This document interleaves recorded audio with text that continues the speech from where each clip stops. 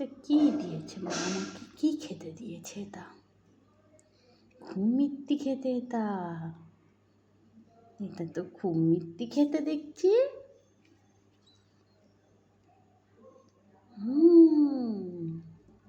Yummy. মা yummy জিনিস দিয়েছে খেতে। ও খাও।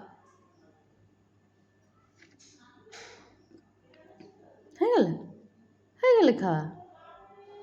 একটু খেয়ে দেখো, ওর থেকে খেজুর বলে তো। একটু খাও দুতু। ওই পুগলু, ওই পুগলু।